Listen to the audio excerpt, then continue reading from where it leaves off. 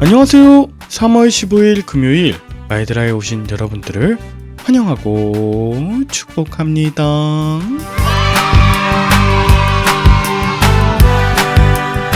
봄이 와서 그런지 저희 아이들은 에너지가 넘칩니다. 먹성도 좋아졌고요. 요즘 애들 보면 좀 신기합니다. 전에는 하지 못했던 일들을 하나둘씩 해가는 것도 기특하고요. 특별히 말과 행동이 또렷해지고 분명해지고 있습니다. 그 중에 이삭이는 분명한 자기 생각과 주관이 생겼습니다. 예전엔 제가 시키는 대로 무조건 했다면 지금은 그 일을 왜 해야 하는지 제게 묻기도 하고, 본인이 하고 싶지 않을 땐 자신의 현재 상태나 또 감정에 대해 이야기할 수 있습니다. 처음에는 그런 이삭이에게 당황스럽고 화가 나기도 했지만, 그래도 이삭이의 마음, 이삭이의 이야기를 들어주는 것, 또 이삭이가 이해할 수 있도록 믿어주고 설명하는 것, 그것이 미운 7살을 넘어갈 수 있게 하는 비결이겠더라고요. 우리 하나님께서도 저를 참 많이 참아주시고 말씀하여 주시고 삶에서 이해시켜 주시고 또 기특히 여겨주시며 믿어주셨던 것처럼 저도 그렇게 해보려고 합니다. 요즘 날씨가 참 따뜻한데요. 부모님이나 자녀분들 또 배우자분들과 같이 시간을 보낼 계획을 미리 세워보시면 좋을 것 같아요. 믿어주며 대화하는 그 시간을 통해 믿음의 가정을 이루게 될 줄 믿습니다. 그러면 오늘도 주실 말씀 기대하며 오늘의 마이드라를 힘차게 시작해 보도록 하겠습니다.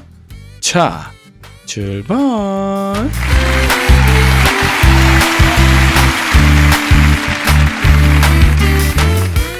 오늘은 계시록 21장을 묵상합니다.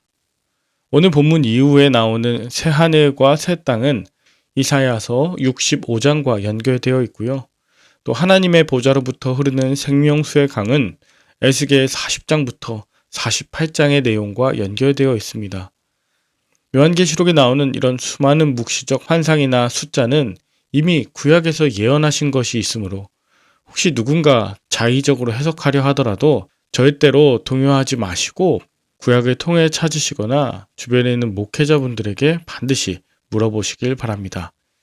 자, 먼저 본문 1절에 보면 또 내가 새 하늘과 새 땅을 보니 처음 하늘과 처음 땅이 없어졌고 바다도 다시 있지 않더라 라고 합니다.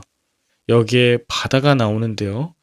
바다에서 짐승이 올라왔고 또 심판을 받게 되는 하나님을 대적하는 세력을 상징합니다. 그런데 그 하나님을 대적하는 세력, 즉 바다가 다시는 존재하지 않게 되는 것을 봅니다. 참고로 창세기 1장에 보면 이 바다, 원시바다라고 표현할게요. 흑암과 기품의 원시바다가 땅을 뒤덮고 있었고 하나님의 영은 그 수면 위를 운행하고 계셨습니다. 하나님은 그런 상황에서 말씀으로 천지를 창조하시는데 흑암을 물리치시기 위해 빛이 있으라 하셨고 또 물 가운데 궁창을 만드시고 물과 물이 나뉘게 하셔 천하의 물은 한 곳으로 모이게 하셔서 묻이 드러나게 하셨습니다.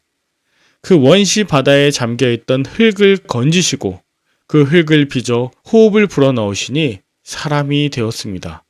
즉 바다는 사람들을 만든 흙을 덮어버리고 호흡을 할 수 없게 했고 집어삼킨 악의 세력입니다. 그런데 오늘 요한계시록엔 그 원시바다가 더 이상 보이지 않아요. 그리고 2절 또 내가 보매 거룩한 성 예루살렘이 하나님께로부터 하늘에서 내려오니 그 준비한 것이 신부가 남편을 위해 단장한 것 같았다 합니다.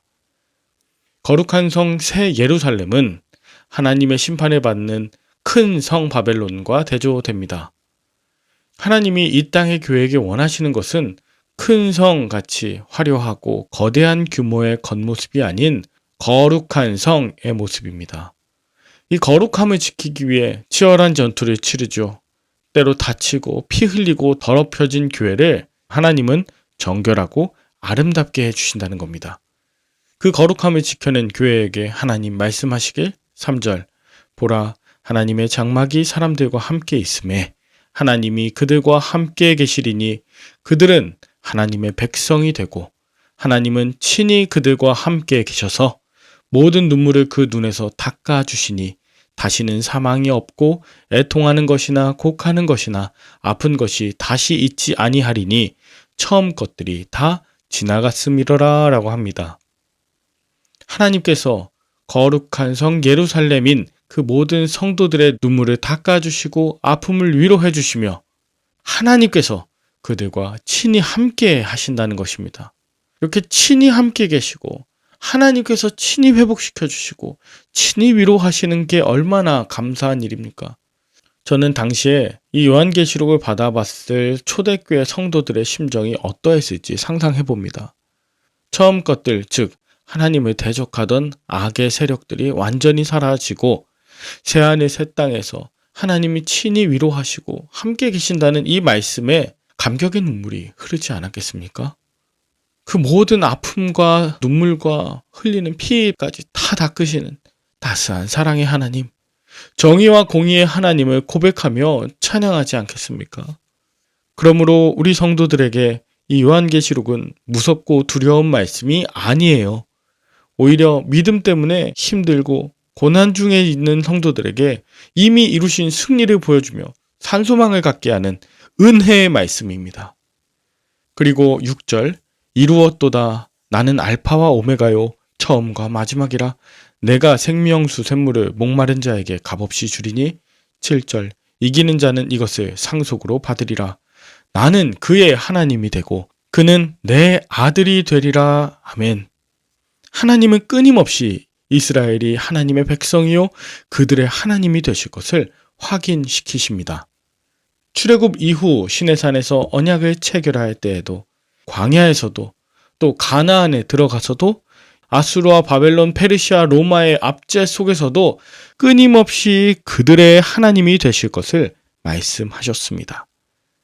그리고 하나님께서는 10절 성령으로 나를 데리고 크고 높은 산으로 올라가 하나님께로부터 하늘에서 내려오는 거룩한 성 예루살렘을 보이게 하셨는데 그것은 하나님의 큰 영광과 크고 높은 성곽 12문을 갖고 있었습니다.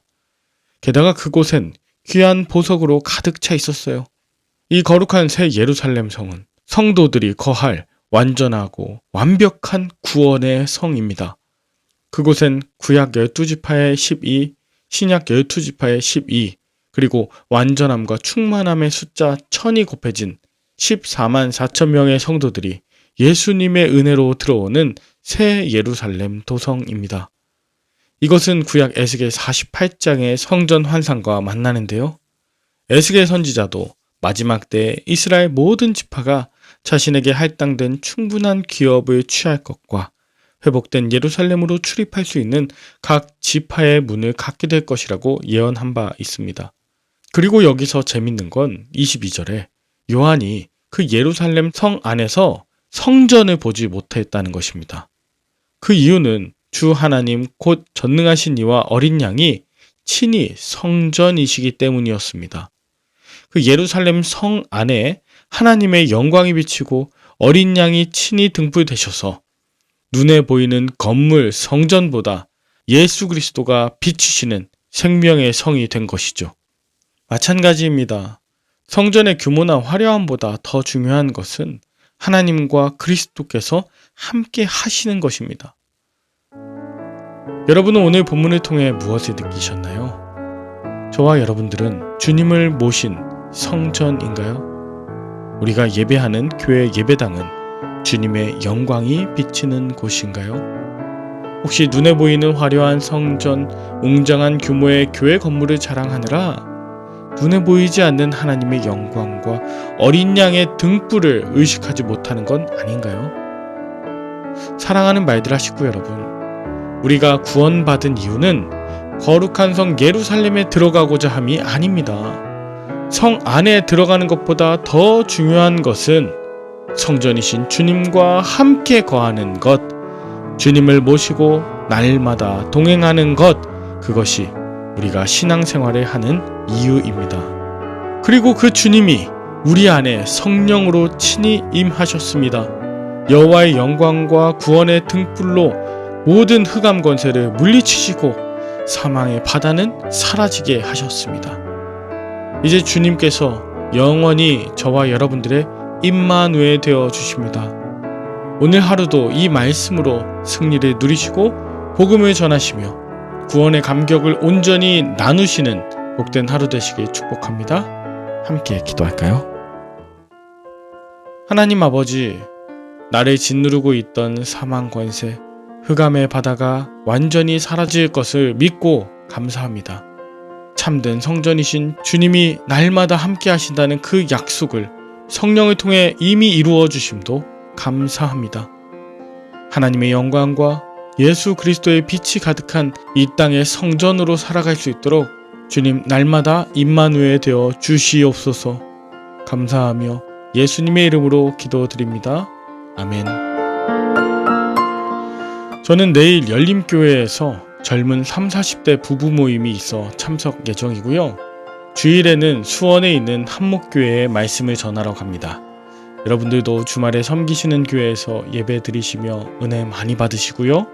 저는 다음 주 월요일에 다시 찾아뵙도록 하겠습니다. 샬롬.